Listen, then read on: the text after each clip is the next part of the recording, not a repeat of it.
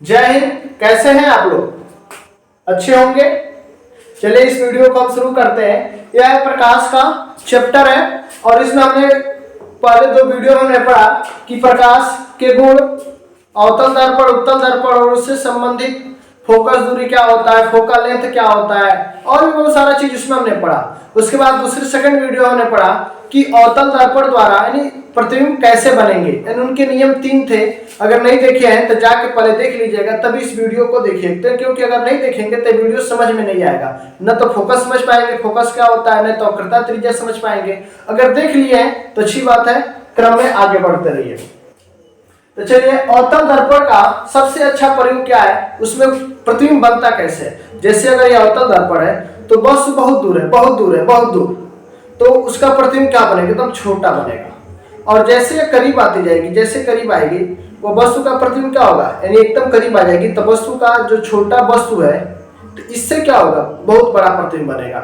इसी का उपयोग जैसे जो दांत के डॉक्टर होते हैं वो क्या करते हैं, मुंह में डालकर जो दांत आपका टूट गया चाहे और भी चीज देखने के लिए जहाँ पे दिखाई नहीं देता तो वहां पर डालकर और देखा जाता है कि यह जो वस्तु है उसका बहुत बड़ा प्रतिबिंब दिखाता है। तो स्पष्ट चित्र बनने के कारण क्या होता है, हमको देख पाते हैं कि वो कहाँ पे खराबी हुआ है। तो चलिए देखते हैं। तो इसमें हम जानेंगे अवतल दर्पण द्वारा प्रतिबिंब के बनना 6 स्थितियां होती है। 1 2 3 4 5 और 6। ये 6 स्थितियां पर हम क्या करेंगे, प्रतिबिंब को बनाएंगे कि किस स्थिति में वस्तु रहेगा। उसके पहले हम यहाँ पर बना के देखेंगे अवतल दर्पण।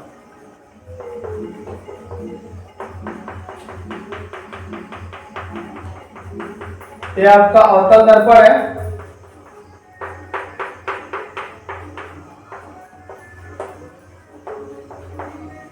ठीक, ये अवतल दर्पण, और अवतल दर्पण के हम इसको M1 और M2 इसको हम द्वारक बोलते हैं। और जो इसका हमारा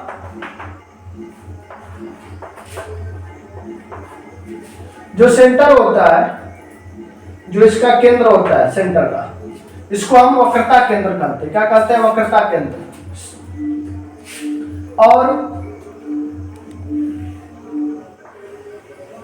और जो इसका भाग बीच वाला होता है, इन दोनों का हमारे जो द्वारक है इसका बीच जो होता है क्या हमारा कहलाता है, मुख्य अक्ष। क्या कहलाता है, मुख्य अक्ष। यह हमारा कर्वेचर ऑफ सेंटर, यह कोण, इसको हम सी से डिनोट करते हैं, यानी सी से हम प्रदर्शित करते हैं, इसको हम वक्रता केंद्र कहते हैं। और ये हमारा क्या होता है, पोल, जिसको हम पी से डिनोट करते हैं, यानी ध्रुव। यह ध्रुव हो गया। अब यहाँ पे क्या होता है कि ध्रुव और पोल, इसके जब प्रकाश की किरण ये क्या होती है, सीधे जाती है मुख्य अक्ष के समांतर। जो लाइन है इसको हम मुख्य अक्ष बोलते हैं। और मुख्य अक्ष के पैरेलल अगर कोई भी हमारी रे जा रही है तो कहां से होके जाएगी, फोकस, एफ से। ये एफ से जाएगी तो हमारा क्या होता है, फोकस। यानी थोड़ा सा इसको और इधर बना लीजिए, इससे। ठीक, यहां से लेकर और यहाँ की जो दूरी होती है इसको हम एफ कहते हैं। क्या कहते हैं, एफ, यानी फोकस दूरी कहते हैं। इसे हम फोकस कहेंगे। ध्यान से समझिएगा, ये आपका फोकस होता है, फोकस। ठीक, और ये आपकी क्या होती है, फोकल डिस्टेंस होती है, यानी फोकस डिस्टेंस जो होता है कि दूरी क्या है। ठीक, यहां से या दोनों दूरी क्या होती है, इक्वल होते हैं। कोई भी जो भी डिस्टेंस नापनी होती है हम पोल से नापते हैं। तो आप समझे कि आप समझे कि फोकस क्या होगा,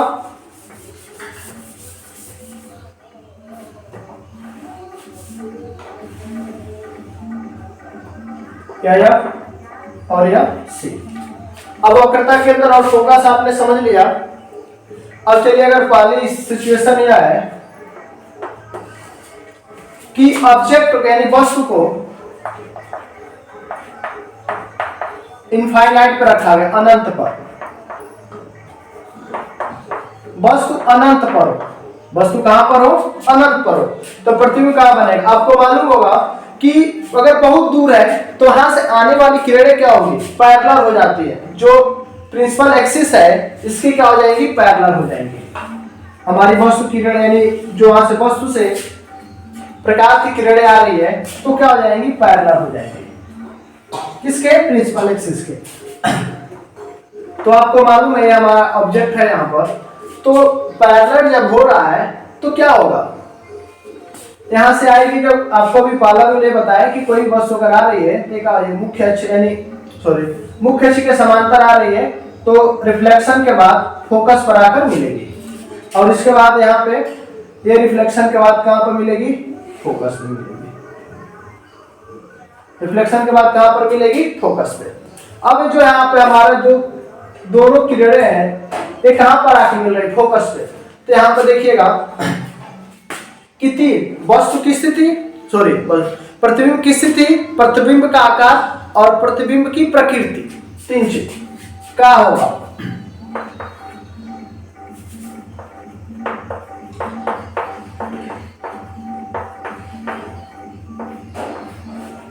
प्रतिबिंब की प्रकृति,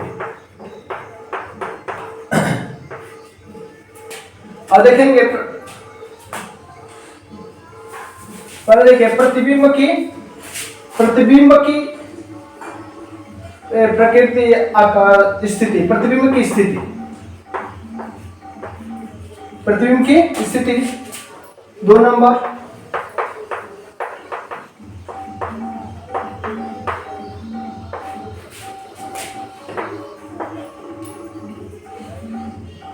प्रतिबिंब का आकार,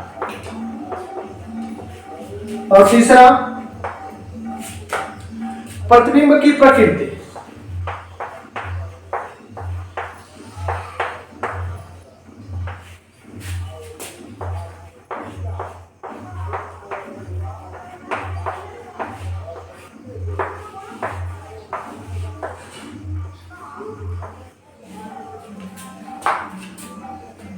प्रतिबिंब की स्थिति, प्रतिबिंब का आकार, प्रतिबिंब की प्रकृति। अब देखिएगा कि जो रे ऑफ लाइट ऐसे जा रही है और यहां से रिफ्लेक्शन हो रही है, और ऐसे यहां से रिफ्लेक्शन के बाद ऐसे जा रहा है, ठीक। तो प्रतिबिंब की स्थिति क्या होगी, कहां पे प्रतिबिंब बन रहा है, फोकस पे। दोनों रे ऑफ लाइट कहां पे मिल रही है, जहां पर ही रे ऑफ लाइट मिलती है वहीं पर क्या होता है, इमेज बनता है। तो प्रतिबिंब की स्थिति क्या होगी, फोकस, कहां पर, फोकस पर, ठीक। बहुत अच्छा कि प्रतिबिंब की जो स्थिति होगी वह फोकस पर होगी। अगर प्रतिबिंब क्या है, आकार, प्रतिबिंब अभी बताया कि वस्तु अगर बहुत दूर है, बहुत दूर है, बहुत दूर है, तो कहां पर वस्तु यानी प्रतिबिंब का आकार क्या होगा, छोटा होगा, छोटा। अब प्रतिबिंब की प्रकृति कैसी होगी, अब ये दोनों मिल रही है तो वास्तविक बनेगा, मिल रही है तो क्या होगा, वास्तविक। अगर मिलती हुई प्रतीत होती, मिलती हुई किरणें प्रतीत होती, तब आभासी बनता, तब प्रतिबिंब की प्रकृति हो जाएगी वास्तविक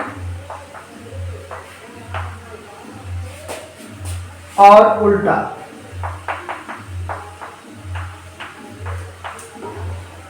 वास्तविक और उल्टा, प्रतिबिंब की प्रकृति क्या होगी, वास्तविक और उल्टा होगा। तो समझे, वस्तु अगर कहां पे है, अनंत पर है, तो प्रतिबिंब की स्थिति फोकस पर, प्रतिबिंब का आकार छोटा, और प्रतिबिंब की प्रकृति वास्तविक और उल्टा। कभी भी अगर प्रतिबिंब वास्तविक है तो उसका उल्टा होना ही है, ठीक। अगर सीधा है तो क्या होगा, सीधा है तो क्या होगा, यदि प्रतिबिंब सीधा है तो क्या होगा, आभासी, उल्टा है तो वास्तविक, उल्टा है तो वास्तविक, और सीधा है तो आभासी। सीधा है आभासी, उल्टा है वास्तविक, एकदम रट लीजिएगा। उल्टा है तो आभासी, उल्टा है तो वास्तविक, और सीधा है तो आभासी। ये हमेशा एकदम ऐसे ही रहेगा, या तो दोनों चेंज होंगे। अगर हमेशा अगर वास्तविक है तो उल्टा, अगर वास्तविक है तो उल्टा, और आभासी है तो सीधा बनेगा, आभासी है तो सीधा बनेगा। चलिए स्क्रीनशॉट ले लीजिए इसका। अब हम दूसरा देखेंगे। दूसरा देखिएगा कि जब वस्तु अनंत, जब वस्तु कहां पे, अनंत और वक्रता केंद्र के बीच हो, अनंत और वक्रता केंद्र के बीच हो,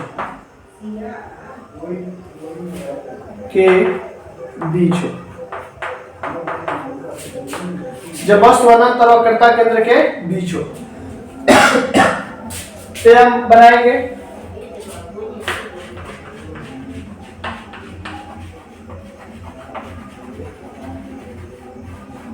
हमने कलई कर दिया इस पे, ठीक। और यह पोल, एफ और यह फोकस और यह वक्रता केंद्र। वस्तु यहां पर है। जब वस्तु वक्रता केंद्र और अनंत के बीच हो, अनंत हमारे इनफाइनाइट इधर है, ठीक। तो यहां से आने वाली रेज यानी जो किरणें होंगी वो पैरेलल होगी, तो कहां से होके जाएगी? फोकस होके जाएगी। फोकस थोड़ा इधर बना दिया गया, ठीक। तो यह कहां से होके जाएगी? रिफ्लेक्शन के बाद फोकस होके जाएगी। और दूसरा होता है रूल कि अगर वस्तु हमारा क्या वक्रता केंद्र से होके जा रहा है, यानी प्रकाश की किरण अगर वक्रता केंद्र से होकर जा रही है, किससे होकर जा रही है? वक्रता केंद्र से, तो उस समय हमारा फिर से वक्रता केंद्र पे ही क्या हो जाएगी? वो लौट जाएगी। वो क्या होगी? वक्रता केंद्र पर ही ऐसे आई और ऐसे ही अपने मार्ग में फिर से रिफ्लेक्शन हो जाएगी। तो यहां पर मिलता हुआ प्रतीत हो रहा है, ठीक। इसको हम ए और बी नाम ले लेंगे, ठीक। तो हमारा हो जाएगा ए डैश और यह बी डैश, एफ कर लीजिएगा, ठीक। तो वस्तु कहां बन रहा है? वक्रता और फोकस के बीच बन रहा है। तो आप देखिए कि जब वस्तु उधर था तो हमारा फोकस पे, अनंत पे था। जब अनंत पे था तो वस्तु कहां पे बना? फोकस। पृथ्वी कहां पे बना? फोकस पर। कहां पे बना? फोकस पर। ध्यान देखिएगा, जब वस्तु अनंत पर है तो पृथ्वी कहां पे बना? फोकस पर। और जब यही वस्तु अनंत यानी वक्रता केंद्र और अनंत के बीच है तो कहां बन रहा है? वक्रता केंद्र और फोकस पे बन रहा है। तो पृथ्वी की स्थिति क्या होगी बताइए? वक्रता केंद्र और फोकस के बीच, वक्रता केंद्र और फोकस के बीच। देख रहे हैं वक्रता केंद्र यानी पहला कैसे सीधे गई तो रूल पहला ही है कि वक्रता यानी फोकस होके जाएगी, वक्रता केंद्र से जा रही है तो फिर से रिटर्न होके। तो ये दोनों जो किरणें कहां पे मिल रही है? यहाँ पे मिल रही है। तो इसको हमने क्या किया? मुख्य से एक ऐसे लंबवत रेखा खींचा और ये हमारा जो यहाँ से लंबवत हम मिला रहे हैं इसको, यही हमारा प्रतिबिंब क्या होगा? जो इतना बड़ा दिख रहा है ये वस्तु से बड़ा है, छोटा है। यहाँ पर हम देख रहे हैं कि वस्तु बहुत बड़ा है और यहाँ पे देख रहे हैं बहुत छोटी चुकी है, ठीक। तो कहां पे बनेगा? प्रतिबिंब का आकार छोटा, वस्तु से छोटा।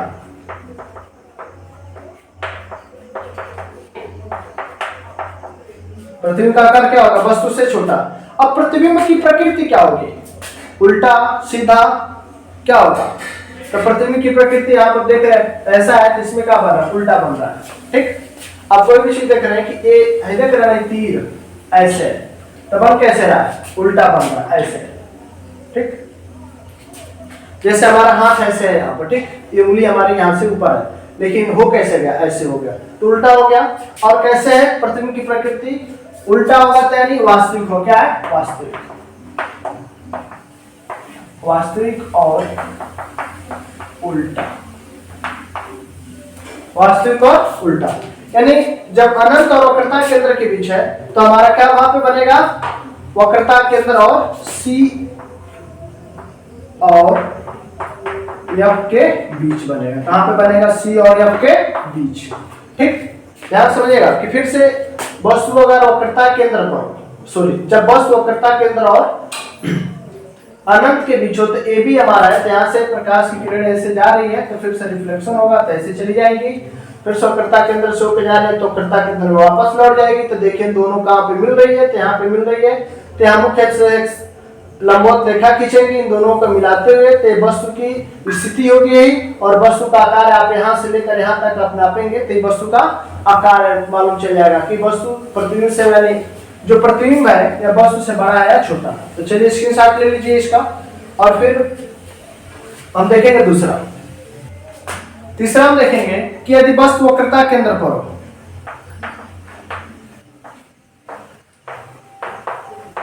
वस्तु वक्रता केंद्र पर हो, हम देखेंगे वस्तु अगर वक्रता केंद्र पर हो तो प्रतिबिंब कहां पर बनेगा? तो हम पहले बना लेंगे ये आपका मुख्य अक्ष है और यहाँ पे वक्रता केंद्र, ठीक। और यहाँ आपका ध्रुव है, कलई किया हुआ है, ठीक। तो वक्रता केंद्र पर वस्तु यहाँ पर हमारा रखा हुआ है, यह वस्तु है। तो यहाँ से आने वाली पहले हम वस्तु बना लेते हैं ए और बी।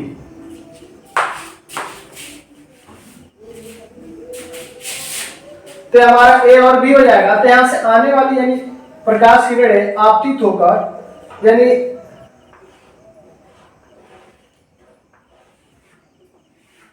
ऐसे चले जाएंगे, ठीक। और इसके बाद हम देखेंगे कि अगर हमारा वस्तु फोकस से होकर जा रहा है, यहां से फोकस से, ठीक, तो रिफ्लेक्शन के बाद यह ऐसे यहां पे मिल जाएगा, ठीक। तो हमारा क्या होगा कि जब प्रकाश की किरणें फोकस से होकर जाएगी तो कहां पर मिलेगी, यहां पर मुख्य अक्ष के समांतर हो जाएगी। और ये जो हमारे फोकस से आ रही है मुख्य अक्ष के समांतर है तो फोकस होकर जाएगी, ये भी फोकस से होकर जा रही है और ये भी फोकस से, तो ये दोनों हमारे क्या होंगे, यहां पर मिलेंगे, ठीक। ये मिलने चाहिए थोड़ा सा और इधर, लेकिन थोड़ा सा चित्र है गड़बड़ हो गया, फिर भी ठीक है। ए डैश और या बी डैश। तो पृथ्वी हमारा कहां पर बनेगा, वक्रता केंद्र पर ही बनेगा। कहां पर बनेगा पृथ्वी, हमारा वक्रता केंद्र पर ही बनेगा। तब हम इसमें देखेंगे कि पृथ्वी की स्थिति क्या होगी। पृथ्वी की स्थिति कहां पे होगी, हम देख रहे हैं कि वक्रता केंद्र पर है, तो वक्रता केंद्र पर ही बनेगा। कहां पर, वक्रता केंद्र पर, ठीक। और इसके बाद पृथ्वी का आकार क्या होगा, वस्तु के बराबर, जितना बड़ा है हमारा वस्तु उसी के बराबर क्या होगा, इसका आकार भी होगा वस्तु के बराबर, वस्तु के बराबर। पृथ्वी की प्रकृति क्या होगी, वास्तविक और उल्टा, वास्तविक और उल्टा। समझ में आया। तीन स्थिति आपने देखा कि वस्तु अनंत पर है तो फोकस पर, यानी हमारा आपका फोकस है, फोकस से बनेगा। वस्तु अनंत और वक्रता केंद्र के बीच है, अनंत और वक्रता केंद्र के बीच है, तो कहां पे बन रहा था, फोकस और वक्रता केंद्र के बीच बन रहा है। जैसे जैसे वस्तु इधर आएगा पृथ्वी वैसे वैसे क्या होगा, इधर आएगा। एक समय ऐसा आएगा कि वस्तु अगर हम फोकस पर रखेंगे तो पृथ्वी में क्या होगा, अनंत पर ही बनेगा। चलिए इसको स्क्रीनशॉट ले लीजिएगा और इसको आगे हम देखते हैं। जब वस्तु वक्रता केंद्र और फोकस के बीच हो, जब वस्तु कहां पर हो, वक्रता केंद्र और फोकस के बीच हो, तब हमारा प्रतिबिंब बनेगा। इसको कलाई कर लिया,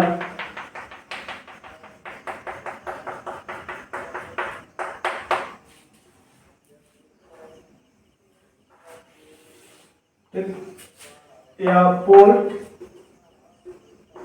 या फोकस, इतने डिस्टेंस पे हम लगभग, यह वक्रता केंद्र, यहाँ पे हमने वस्तु को बनाया, रिफ्लेक्शन के बाद फोकस से होकर आगे आएंगी। इसको थोड़ा सा और इधर इसको लाइए है, ठीक, ऐसे हमारा। और दूसरा जो हमारा क्या वस्तु है ए बी, और दूसरा हमारा क्या होगा, फोकस होकर जाएगी तो कहां पर मिलेगा, देख रहे हैं, यह यहां पर मिल रहा है, ठीक।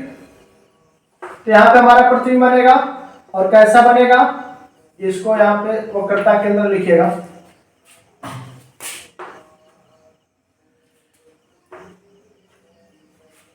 यह वस्तु हमारा ए और बी है, तो यहां से वस्तु ऐसे जाएगी, ठीक, और यहां से रिफ्लेक्शन होके आएगी। वस्तु से हमारा फोकस, अब यहाँ पे एक और सवाल हो सकता है कि क्यों नहीं वक्रता केंद्र, क्योंकि हमारा वस्तु से अगर हम वक्रता केंद्र से डाल रहे हैं प्रकाश की किरणें, तो वस्तु को कहीं भी क्या कर रही है, वस्तु से होकर नहीं जा रही, इसलिए हमारा ये प्रतिबिंब जो होगा, यानी जो फोकस सॉरी जो हम प्रकाश की किरणें डालेंगे वो क्या कर सकते हैं, वक्रता केंद्र से नहीं डाल सकते हैं। हम कहां से, यहां से, या तो फोकस से, यानी मतलब यहां से फोकस होकर जाएगी तो मुख्य अक्ष के समांतर, या मुख्य अक्ष के समांतर है तो क्या हो सकता है, फोकस से होकर जाएगी। तो यहाँ पे दोनों कहां एक दूसरे पर कहां मिल रही है, यहाँ पर मिल रही है, तो हमारा वस्तु हो जाएगा ए डैश और बी डैश, ठीक। तो हो गया। अब यह क्या होगा, प्रतिबिंब की स्थिति क्या होगी, प्रतिबिंब की स्थिति बताइए, बस कहां पर बनेगा बताइए, वक्रता केंद्र से दूर कि वक्रता केंद्र पर, तो वक्रता केंद्र से दूर, वक्रता केंद्र से यानी सी से दूर, यानी सी को हम क्या कहेंगे, वक्रता केंद्र। अब प्रतिबिंब का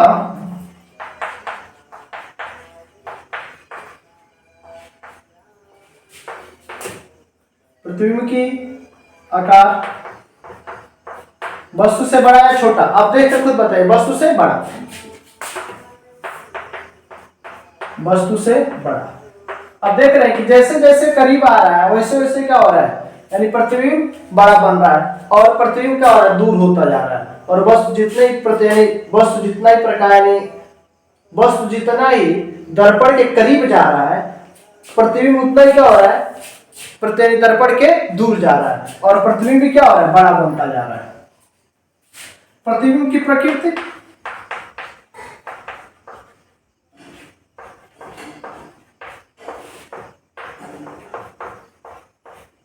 अब प्रतिबिंब की प्रकृति क्या होगी, प्रकृति यानी वास्तविक, उल्टा या आभासी, सीधा।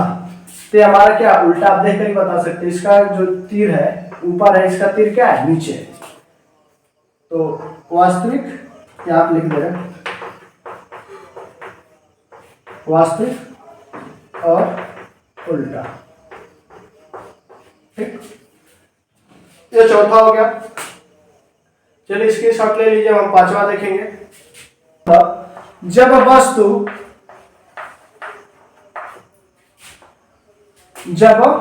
वस्तु फोकस पर, कहां पर हो, फोकस पर, यानी वस्तु यहीं पर एकदम फोकस पे हम रख दे, एकदम मेन फोकस पे वस्तु को हम क्या कर दे, रख दे।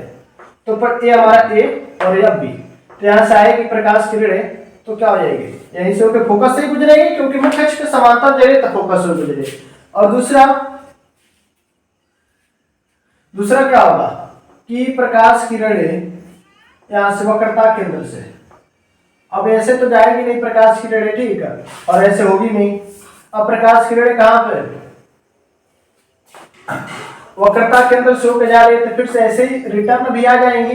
तो वक्रता, तो आप देख कर बताइए कि अगर दोनों पैरेलल हैं, ठीक, यानी समांतर है दोनों, तो कहां पर मिलेगा, कहीं पर नहीं मिलेगा, अनंत पर मिलेगा। कहां पर मिलेगा, अनंत पर।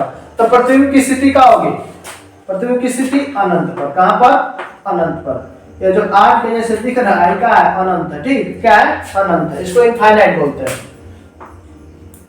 अब हमारा प्रतिबिंब का आकार क्या होगा, जो प्रतिबिंब है इसका आकार बताइए।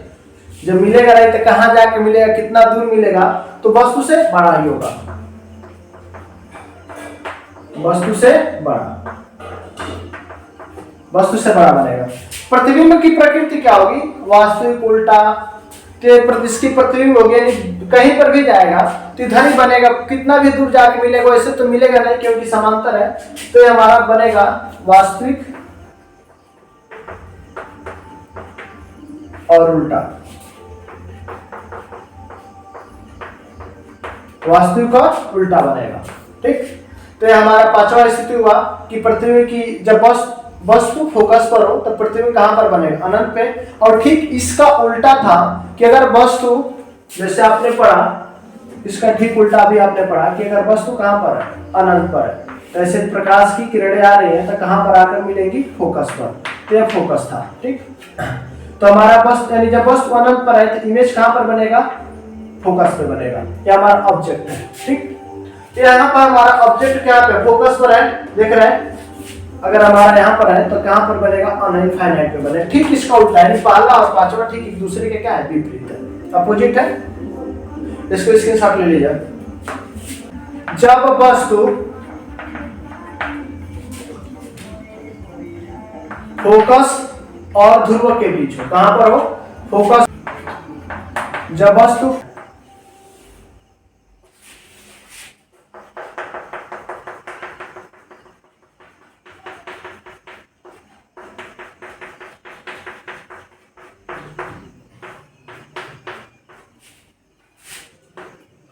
या पोल।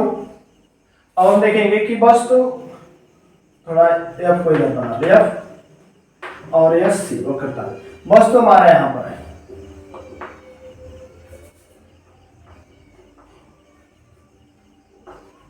ए और बी, ये हमारा वस्तु है। अब हमारा इसका क्या होगा कि एक वक्रता केंद्र है, यानी वक्रता केंद्र से प्रकाश की किरणें जा रही है, तो ऐसे फिर से क्या होगी, रिफ्लेक्शन होकर आ जाएंगे, जैसे गई और वैसे ही रिफ्लेक्शन होकर आए। और दूसरा ये हो सकता है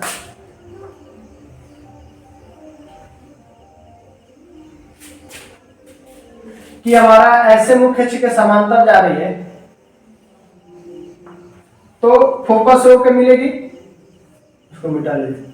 अगर प्रकाश की किरणें मुख्य अक्ष के समांतर है तो क्या होगी, फोकस से होकर मिलेगी। ठीक, ये हो गया आपका। तो ये भी कभी मिलेगा नहीं। और एक हमारा एक ऐसी स्थिति हो सकती है कि ये ऐसे थोड़ा सा इसको ऊपर लेकर जाएंगे तो ये ऊपर आकर मिलेंगे, एक स्थिति ऐसी होगी। ठीक, यहाँ पर ठीक, तो हम देखेंगे ये प्रतिबिंब हमारा क्या बन रहा है, यहाँ पर बन रहा है। तो यह क्या होगा, ए डैश और ए बी डैश। प्रतिबिंब कहाँ बना, दर्पण के पीछे। कहाँ बना, दर्पण के पीछे। तो प्रतिबिंब की स्थिति क्या होगी, दर्पण के पीछे। इसको यहां पर लिख दे रहे हैं, दर्पण के पीछे। कहां पर बनेगी, दर्पण के पीछे बनेगा। प्रतिबिंब का आकार क्या होगा, वस्तु से बहुत बड़ा, वस्तु से बहुत बड़ा।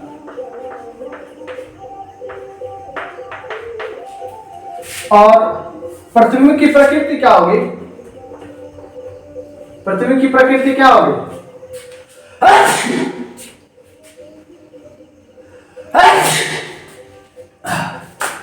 प्रतिबिंब की प्रकृति आभासी और सीधा होगा। प्रतिबिंब का प्रकृति क्या होगा, आभासी और सीधा होगा। ठीक, तो आप 6 स्थितियां देखें कि अवतल दर्पण में हम प्रतिबिंब कैसे बनाएंगे। तो आप देखें कि यदि प्रतिबिंब की प्रकृति क्या है, आभासी और सीधा, यानी वस्तु को हम फोकस और ध्रुव के बीच, अब इससे ज्यादा हम नजदीक ला देंगे यहाँ पर, तब प्रतिबिंब नहीं बनेगा, दर्पण के ध्रुव के पास आया जाएगा तो हम सटा देंगे। तो जब वस्तु फोकस और ध्रुव के बीच होता, आप देख रहे हैं कहां पर बन रहा है, यानी दर्पण के पीछे, वस्तु से बड़ा और सीधा बनेगा। यही हम आपको शुरुआत में बताए थे कि जो दर्पण है इसी स्थिति के फोकस और ध्रुव के बीच प्रति, यानी किसी भी चीज को रखते हैं डॉक्टर, ठीक है, यानी किसी चीज को नहीं जिस चीज का चित्र बनाना रहता है, और हमारा क्या होता है, दर्पण में प्रतिबिंब बनता है। अच्छा, आप लोग जो दर्पण देख रहे होंगे, जैसे अभी देखिएगा, आप एक मिरर देख रहे हैं, इसमें अगर हम अपना प्रतिबिंब देख रहे हैं तो क्या होता है, सामने थोड़ी बन रहा है, ये दर्पण के क्या होता है, ये देख रहे हैं आप लोग, ये दर्पण क्या हो रहा है, ये जो आप अभी जो भी देख रहे होंगे, ये क्या हो रहा है, दर्पण के पीछे बन रहा है। आप इसको क्या कर रहे हैं, बहुत आसानी से देख पा रहे होंगे। तो ऐसे इसमें क्या हो, प्रतिबिंब पीछे बन रहा है, आगे नहीं बन रहा है। तो हम समतल दर्पण में अपना जो चेहरा देखते हो क्या होता है, दर्पण के पीछे ही बनता है। ठीक, चलिए इसका रिवीजन करा दे रहे हैं, इसका स्क्रीनशॉट ले लीजिए। देखिए पहला और पांचवा जो सिचुएशन था आपने देखा, वो हमारा क्या एक ही है। तो देखिए हम इन दोनों को बना के एक ही साथ हम दिखा रहे हैं आपको। ये हमारा मिरर है, ठीक, कॉनकेव मिरर है, ठीक, ये हमारा फोकस, ये सॉरी कोर, और ये फोकस, ठीक, और ये वक्रता है। वस्तु कहां पे, इनफाइनाइट पर, पहला वस्तु अनंत पर, यहां से आने वाली जो रे होगी वो क्या होगी, फोकस होके जाएगी। ठीक, तो प्रतिबिंब कहां पे बन रहा है, फोकस पे। अब ध्यान से, वस्तु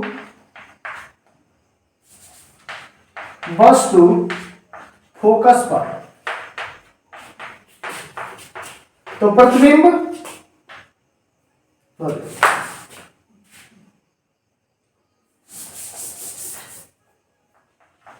वस्तु अनंत पर, वस्तु अनंत पर, प्रतिबिंब फोकस पर। प्रतिबिंब क्या होगा, फोकस पर होगा। वस्तु अगर अनंत पर है तो प्रतिबिंब कहां पर बनेगा, फोकस पर। ठीक इसी का रिवर्सिबल अगर हम कर दें, अगर वस्तु हमारा क्या है, फोकस पर है, तो प्रतिबिंब कहां पर बनेगा, अनंत पर। देखिएगा,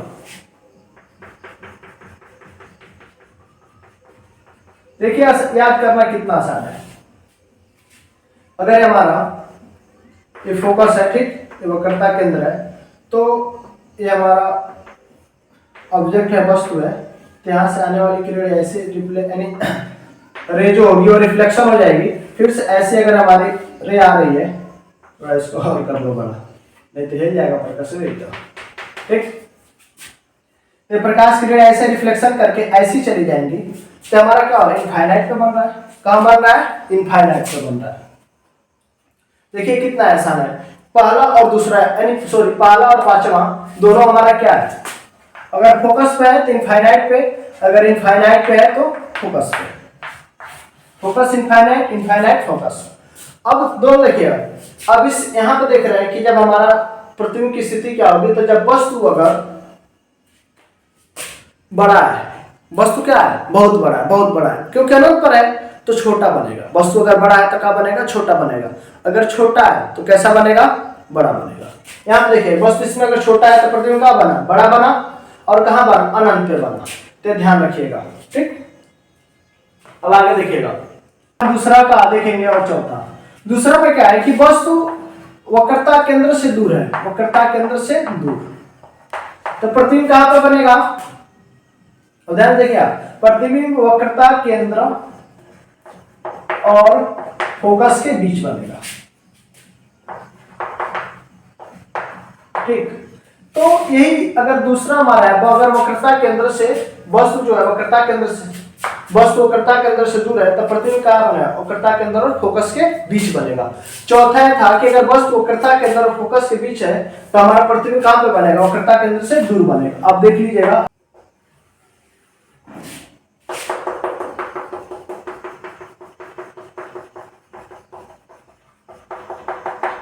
ये हमारा कॉन्केव मिरर हो गया, यह पोल हो गया, और यह फोकस, और यह वक्रता केंद्र, और वक्रता केंद्र से हमारा वस्तु क्या है, दूर है।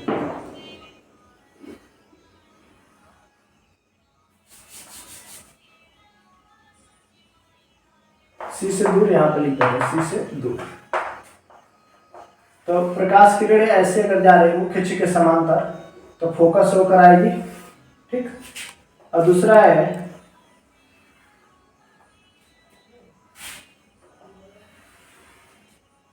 कि अगर वस्तु वक्रता केंद्र से आ रही है, ठीक, सॉरी प्रकाश किरणें वक्रता केंद्र से आ रही है, प्रकाश किरणें कहां से आ रही है, वक्रता केंद्र से। हमारा हो गया बी, ए और ए बी, ठीक। वस्तु ए और बी है, तो प्रकाश किरणें ऐसी चली जाएंगी, देख रहे हैं। तो हमारा प्रतिबिंब कहां पर बनेगा,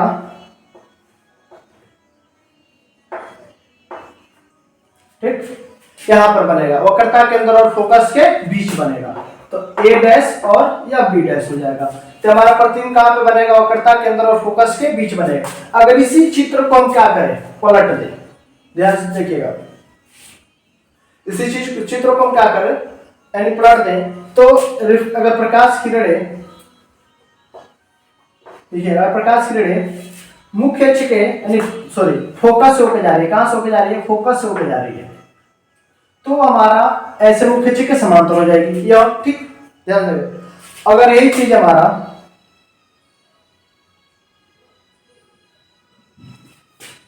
प्रकाश किरण यहां से ऐसे जा रही है तो कहां पर कटेगा, अब देखिएगा, अगर हमारा प्रकाश किरण वक्रता केंद्र से यहां पर कटेगा तो प्रतिबिंब हमारा यह हो जाएगा। यानी दोनों एक दूसरे के क्या होते हैं, अपोजिट होते हैं। कि हमारा वस्तु अगर वक्रता केंद्र से दूर है, वक्रता केंद्र से दूर है तो प्रतिबिंब वक्रता केंद्र और फोकस के बीच। अगर हमारा वक्रता केंद्र और फोकस के बीच है वस्तु, तो प्रतिबिंब कहां बनेगा, वक्रता केंद्र से दूर। अब देखिए फिर से एक बार बता दे रहे हैं कि वस्तु हमारा ए और बी यहां पर है, तो यहां से जाएगी, ठीक, देख रहे हैं, और फिर से हमारा फोकस से होकर चली जाएगी। अगर यही हमारा वस्तु से प्रकाश किरणें वक्रता केंद्र से होकर जा रही है तो फिर से वक्रता केंद्र पर होकर चली जाएगी, तो यहाँ पे मिल रही है तो हमारा वस्तु बनेगा। अगर ठीक इसी का अगर हम ऐसे उल्टा कर दें कि अगर हमारी प्रकाश किरणें ऐसे फोकस होकर जा रही है तो मुख्य अक्ष के समांतर हो जाएगी, यहाँ पर आएगी, ठीक। अगर हम इसको ऐसे कर लें, ऐसे, ठीक। अगर वक्रता केंद्र से जा रही है तो ऐसे, तो हमारा प्रतिबिंब यहाँ पर बनेगा ना फिर, तो ठीक है। हमारा क्या दूसरा, अगर वस्तु वक्रता केंद्र से दूर है तो प्रतिबिंब वक्रता केंद्र और फोकस के बीच, और जब वस्तु वक्रता के अंदर और फोकस के बीच है तो वस्तु हमारी अगर वस्तु वक्रता के अंदर और फोकस के बीच है तो प्रतिबिंब कहाँ बनेगा, वक्रता के अंदर से दूर बनेगा। ये हो गया। तो आप दूसरा समझ लीजिए, ठीक, कि वक्रता के अंदर से दूर तो वक्रता के अंदर और फोकस के बीच। अब इसमें हम देखेंगे कि अब बच गया आपका तीसरा और छठा नंबर। तीसरा और छठा नंबर को, तीसरा का तो बहुत इस पे क्वेश्चन भी आता है। तीसरा जो है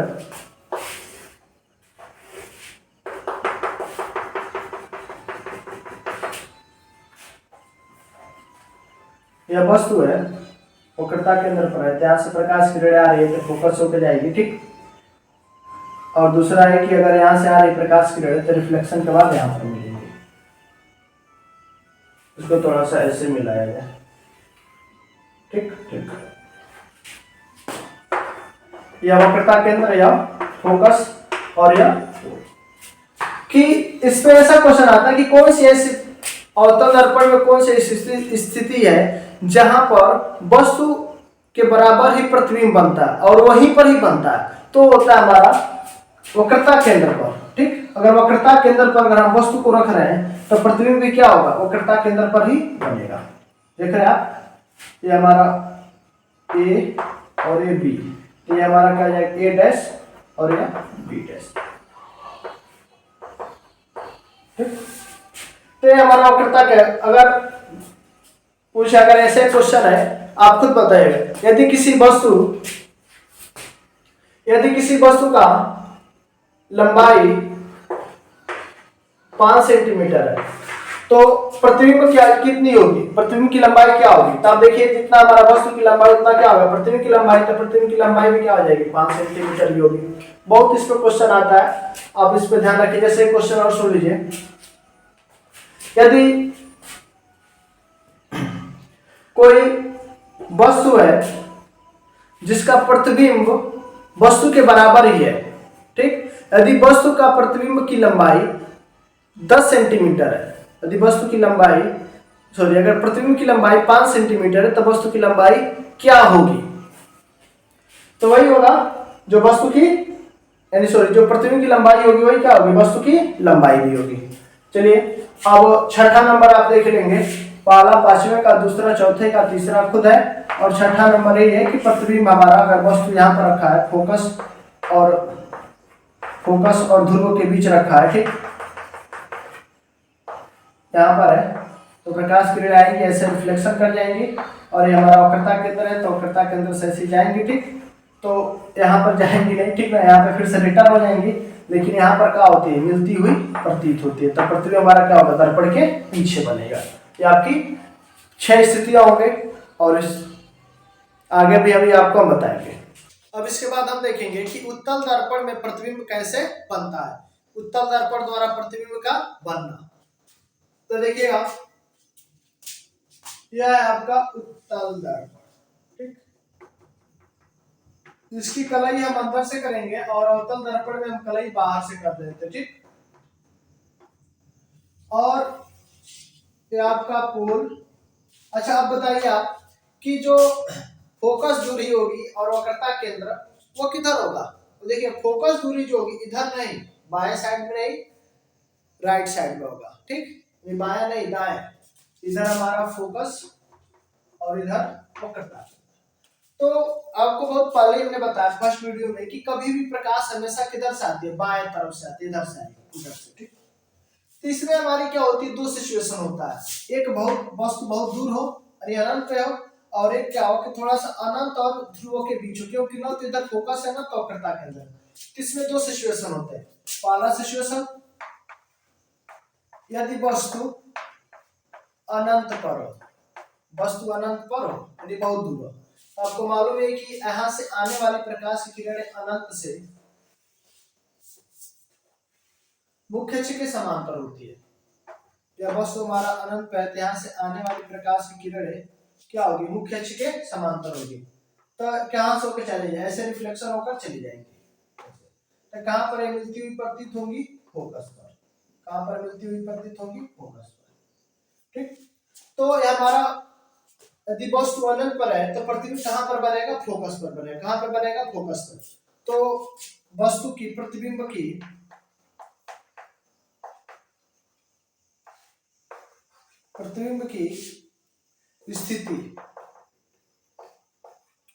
स्थिति का होगी फोकस पर। कहां पर? फोकस पर। और उसमें भी था, अवतल में भी, कि यही अगर वस्तु हमारा अनंत पर है तभी इसमें भी क्या था, फोकस पर ही बनेगा। अब अंतर क्या होगा दोनों में? यदि दूसरा, अच्छा, प्रतिबिंब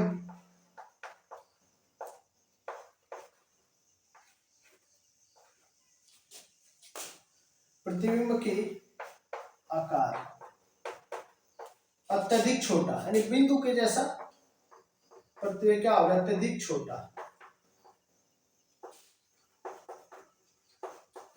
छोटा, बहुत छोटा, यानी बिंदु के जैसा,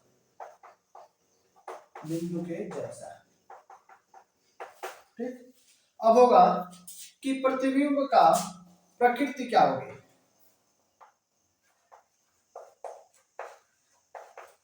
प्रतिबिंब की प्रकृति,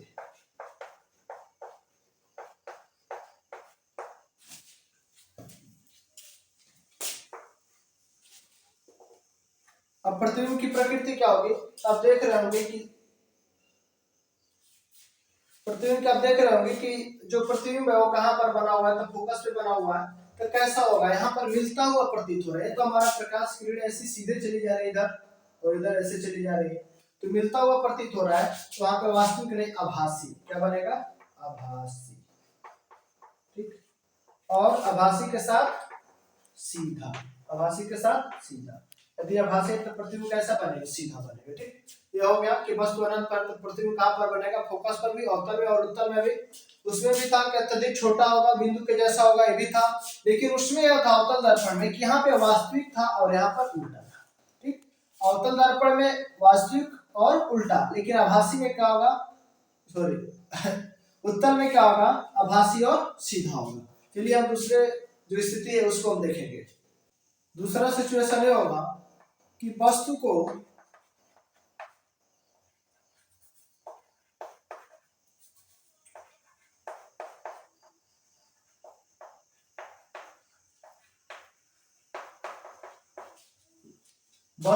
अनंत और ध्रुवों के बीच रखा जाए। कहाँ रखा जाए? अनंत और ध्रुवों के बीच, ठीक। ये हमारा और उत्तल दर्पण कॉन्वेक्स मिरर हो गया है। ये ध्रुव इधर, या इधर, ये। अब देखेंगे आप कि हमारा यह वस्तु है और यह हमारा वस्तु का नाम ए और यह बी। अब यहां से प्रकाश किरणें ऐसे जाएंगी मुख्य अक्ष के समांतर, तो यहां से रिफ्लेक्शन हो जाएंगे, ठीक। और यहां से हमारा क्या होगा कि यहाँ पे फोकस पर मिलता हुआ प्रतीत होगा, यह फोकस। और प्रकाश की यानी वक्रता केंद्र से आ रही है, ठीक। यानी वक्रता केंद्र से आ रही प्रकाश की किरणें, तो जैसे मान लो ऐसे गया, ऐसे क्या हो जाएगा? रिफ्लेक्शन हो जाएगा। जैसे गया वैसे क्या होगा? रिफ्लेक्शन होगा। मिलता हुआ कहां पे प्रतीत होगा? वक्रता केंद्र पर। कहां पर मिलता हुआ प्रतीत होगा? वक्रता केंद्र पर यह मिलता हुआ प्रतीत होगा। अब देख रहे हैं इसको डॉट डॉट की लाइन से दिखाते हैं, मिलता हुआ। तो हमारा प्रतिबिंब कहां पे बन रहा है? फोकस और ध्रुव के बीच। कहां पे बन रहा है? फोकस और ध्रुव के बीच। तो हमारा हो जाएगा ए डैश और यह बी डैश। ये प्रतिबिंब देख रहे हैं बहुत छोटा बन रहा है यहाँ पर। तो प्रतिबिंब की स्थिति क्या होगी? ध्रुव और फोकस के बीच, प्रतिबिंब का आकार वस्तु से छोटा, और प्रतिबिंब की प्रकृति क्या होगी? आभासी और सीधा। यहाँ पे हमारा मिलता हुआ प्रतीत हो रहा है, इसलिए क्या होगा? आभासी और छोटा। छोटा तो आपको दिख ही रहा है। अब इसके बाद हम जानेंगे कि अवतल और उत्तल दर्पण का प्रयोग कहां पर होता है, ठीक। तो हम इसमें देखेंगे कि दर्पण का प्रयोग कहां पे होता है। तो उत्तल दर्पण और अवतल दर्पण। तो सबसे पहले हम अवतल दर्पण के बारे में देखेंगे कि अवतल दर्पण के उपयोग।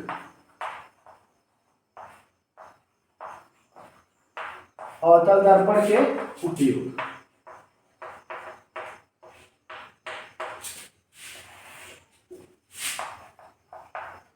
Use use of concave mirror. वैसे देखेंगे कि पहला अवतल दर्पण का उपयोग क्या होता है, तो इसका हम गुण देखते हैं कि अवतल दर्पण का गुण क्या होता है। अवतल दर्पण में, यह हमारा अवतल दर्पण है, इसी के आधार पर हम बता सकते हैं कि इसका क्या क्वालिटी क्या है। यहां से अगर प्रकाश किरणें आ रही है तो क्या हो जाएगा, ऐसे सीधा चला जाएगा, ठीक, ऐसे कट के जाएगी, ठीक, समांतर आ रहा है, देखिएगा ऐसे ही मान लो हमारा एक प्रकाश किरणें समांतर आ रही है तो फोकस होके मिलेगी। ऐसे ही जगह क्या कर रहा है, इकट्ठा कर रहा है, ऐसे भी आया तो यहाँ पे मिलेगा, ऐसे भी आया तो यहीं पर मिलेगा। एक जगह क्या कर रही है, इकट्ठा कर रही है, प्रकाश किरणों को क्या कर रही है, एक जगह यह इकट्ठा कर रही है। और वही हमारा जो उत्तल दर्पण है,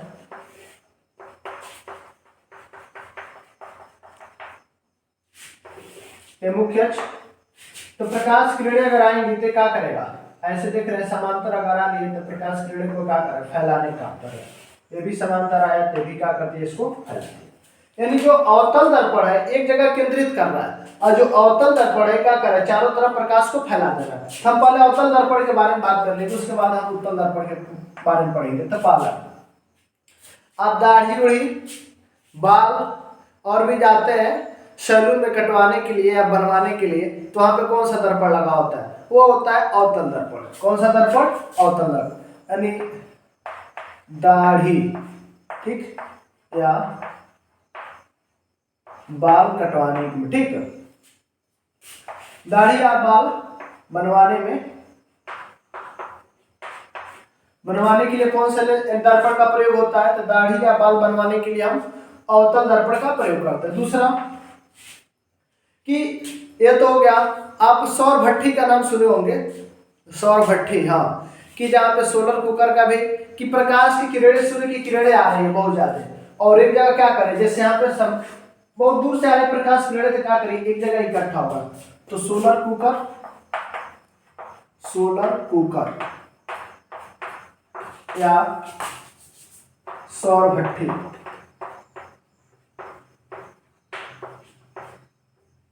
सौर भट्ठी में भी हम क्या करते हैं, अवतल दर्पण का उपयोग होता है। अब तीसरा हम देखेंगे, दाढ़ी या बाल बनवाने में सोलर कुकर या सौर भट्ठी में। तीसरा है कि सर्च जो लाइट होती है, सर्च लाइट, यहाँ पे टोपी के जैसे पहना जाता है सर्च लाइट, और वहां पे जैसे खदानों में जो लोग काम करते हैं उनके लिए होता है कि जैसे पहन कर जब जाते हैं ना, तो यहाँ पे जहाँ जहाँ देखेंगे वैसे वैसे फिल्म में आप लोग देखे होंगे, घूमते रहते हैं, कहाँ देख रहे हैं, जहाँ ऐसे घुमा लिए वैसे वहां पे उसका फोकस का होता है, पड़ता है, और वह चीजों को देख लेते हैं। जैसे टार्च जलाते हैं, तो टार्च जलाते हैं तो टार्च ऐसे ही होता है ना आपका, ऐसे, तो यहाँ पर तो यह हो गया, ठीक, और यहाँ पर क्या होता है, बल्ब होता है, ठीक, बल्ब होता है, ठीक, और यहाँ से प्रकाश किरणें ऐसी जाए, मान लीजिए जा रही है ऐसे ऐसे, ठीक, और ऐसे क्या हो रहा है, टकरा के फिर से ऐसे ही चली जाएगी, टकराई और ऐसे यहाँ से रिफ्लेक्शन हुआ, ऐसे चली गई, यहाँ से टकराई, यहाँ से रिफ्लेक्शन हुआ, ऐसे चली गई, ऐसे सीधा चली जाएगी। तो क्या करता है, एक जगह इकट्ठा करने का कार्य करता है। तो टार्च में भी,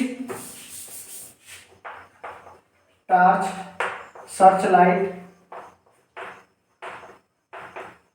और भी जो आपके गाड़ी होते हैं जैसे मोटरसाइकिल हो गया, और भी जो भी बाइक होते हैं, उसके जो आगे का हेडलाइट होता है, हेडलाइट,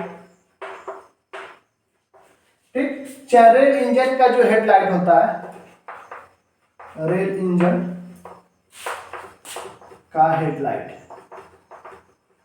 रेल इंजन के हेडलाइट में भी इसका क्या होता है, उपयोग होता है, अवतल और अवतल दर्पण का उपयोग, क्योंकि ये प्रकाश की किरणों को क्या करते हैं, एक जगह इकट्ठा कर रहा है। और भी जैसे मान लीजिए अगर ऐसे फोकस आ रहा है तो ऐसे इसको क्या कर देगा, पैरेलल कर देगा, बहुत दूर तक सीधा जाएगा, जितना वो बढ़िया रहेगा अवतल दर्पण एकदम सीधा है, तो उसमें से टकरा क्या होगा, एकदम सीधे सीधे निकलेगा।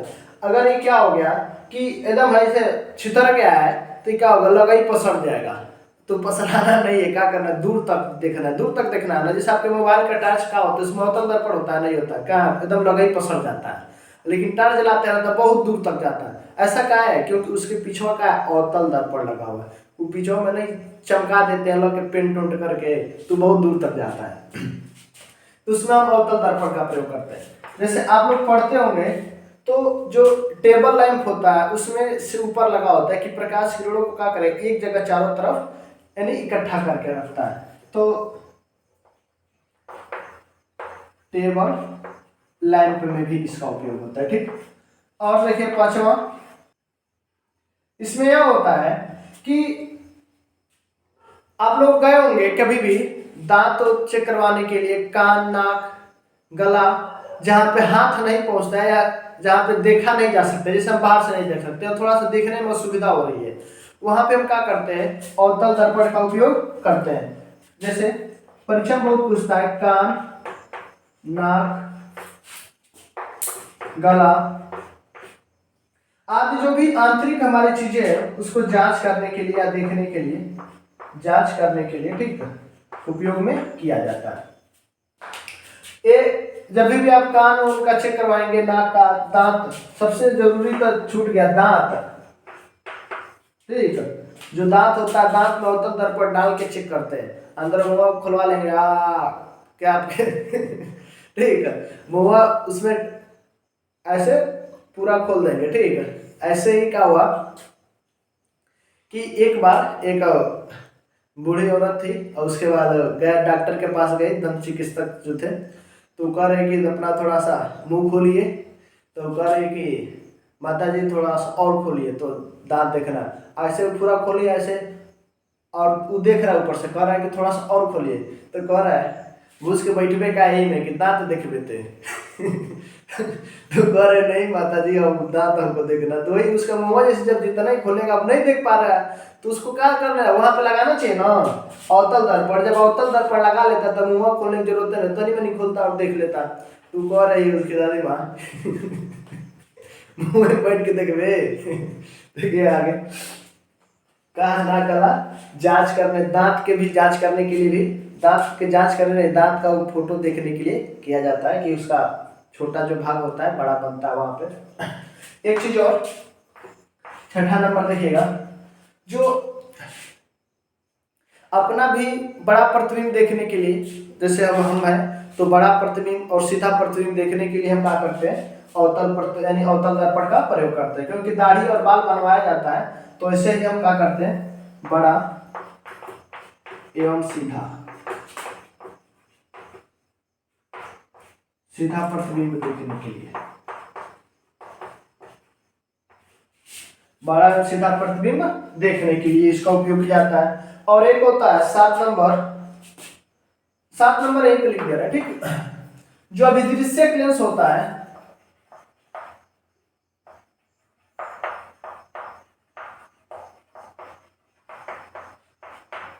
अभिदृश्यक लेंस में भी अवतल दर्पण का उपयोग किया जाता है।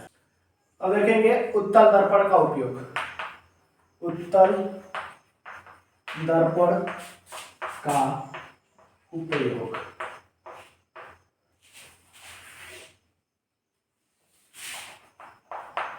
यूज ऑफ कॉन्वेक्स मिरर,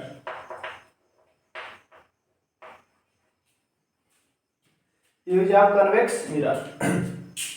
अब इसे हम देखेंगे कि उत्तल दर्पण का उपयोग, हम तो उत्तल दर्पण समझ लेते, इसका देखिएगा, इसकी प्रकृति देखिएगा क्या होती है, इसकी प्रकृति उत्तल दर्पण है ना, ये क्या करता है कि अगर प्रकाश किरण अगर सीधे सीधे आ रहा है तो फैला देगा, ये कहेगा एक घोर जो थे, ये कहेगा तेज जो, ये केंद्रित करने का काम नहीं करेगा, क्या करेगा, फैला देगा। तो जब ये फैला दे रहा है प्रकाश किरण, तब प्रकाश छितर जाएगा, ऐसे जा रहा है तो प्रकाश क्या हो जाएगा, छितर जा रहा है एकदम पूरा। तो आप समझ सकते हैं कि जैसे बहुत दूर नहीं बल्कि पास में ही चारों तरफ का वो फैल जाए, तो वहां पे हम इसका रोड लाइट जो होता है, रोड लाइट, अरे जो मुड़िया पर लेके जाते हैं वो वाला नहीं, शादी भी है वो, उसकी हम बात नहीं कर रहे, ठीक, हम बात कर रहे हैं जो आप सड़कों पर देखे होंगे, हाईवे पे लगा होगा, चाहे आपके गांव में भी लगा होगा, उसको हम स्ट्रीट लाइट कहते हैं, रोड लाइट या स्ट्रीट लाइट।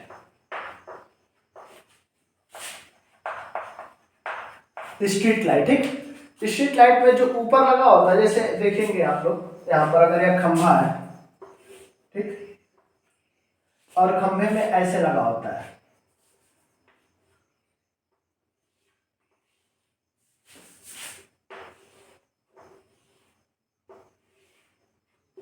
तो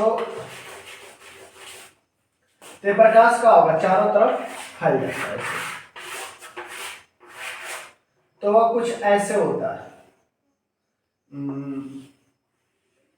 ऐसे, ठीक।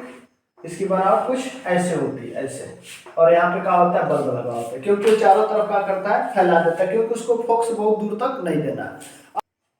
अब हम दूसरा देखेंगे कि दूसरे में क्या है कि आप लोग साइड मिरर जाने होंगे कि आपके मोटरसाइकिल या कार या ट्रक के बीच साइड में जो चालक होते हैं, जो ड्राइवर के बगल में क्या होता है, यानी दर्पण लगा होता है। वो दर्पण क्या होता है, वह दर्पण हमारा उत्तल दर्पण होता है। कौन सा दर्पण होता है, उत्तल दर्पण, यानी कॉन्वेक्स मिरर होता है। और वहां पर साइड में जो भी होता है, जितनी भी गाड़ियां आती हैं, सबके बारे में वो दिखाता है कि कितनी गाड़ियां आ रही हैं, सही दृश्य बनाता है, उल्टा पुल्टा नहीं बनाता, वो एकदम सही बनाता है और दिखाता है। इसीलिए हम वहां पे, यहाँ पे उत्तल लेंस का ही काम है कि जो बहुत बड़ा वस्तु है उसको छोटा दिखाना, जो बहुत बड़ा वस्तु उसको क्या करना, छोटा, इसीलिए हम उसको साइड मिरर में हम करते हैं। तो चालक यानी जैसे कार, मोटरसाइकिल,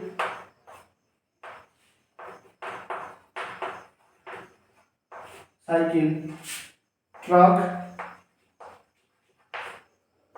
आदि, ठीक ना। और भी जो वाहन होते हैं उनके चालक सीट के बगल में,